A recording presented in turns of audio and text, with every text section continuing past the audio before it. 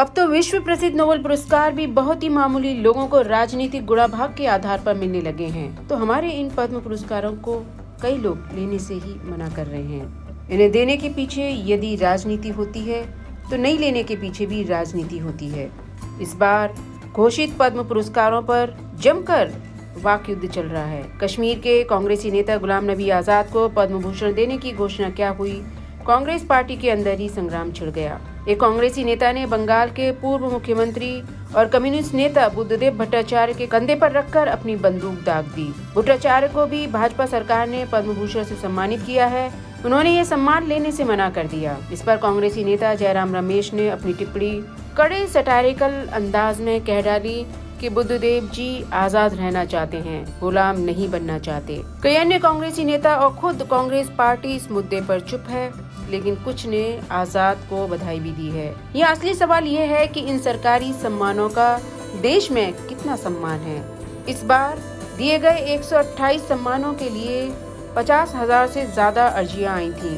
अर्जियों की संख्या यदि 50,000 थी तो हर अर्जी के लिए कम से कम 10 फोन तो आए होंगे। इन सम्मानों का लालच इतना बढ़ गया है कि पद्मश्री जैसा सम्मान पाने के लिए लोग लाखों रुपए देने को तैयार रहते हैं। समाज के प्रतिष्ठित और कुछ तपस्वी लोग ऐसे नेताओं के आगे नाक रगड़ते हैं जो उनकी तुलना में कुछ भी नहीं है। इसके अलावा किसी भी उपाधि, पुरस्कार या सम्मान को सम्मानीय तभी समझा जाता है जब उसके देने वाले उच्च कोटि के प्रामाणिक लोग होते हैं। अब ये सवाल आप खुद से करें कि पद्म पुरस्कार के निर्णायक लोग कौन होते हैं। नौकरशाह, जो नेताओं के इशारों पर थिरकने के अभ्यस्त हैं, उनके दिए गए पुरस्कारों की प्रामाणिकता क्या है? इसका अर्थ ये भी नहीं है कि सारे पुरस्कार निरर्थक हैं। इनमें से कुछ तो बहुत ही योग्य लोगों को दिए गए हैं। अब तो विश्व प्रसिद्ध नोबेल पुरस्कार में भी बहुत ही मामूली लोगों को राजनीतिक गुणाभाग के आधार पर मिलने लगे हैं। नंबूदरीपाद ने तब और भट्टाचार्य ने अब इसलिए मना कर दिया है क्योंकि इनके पीछे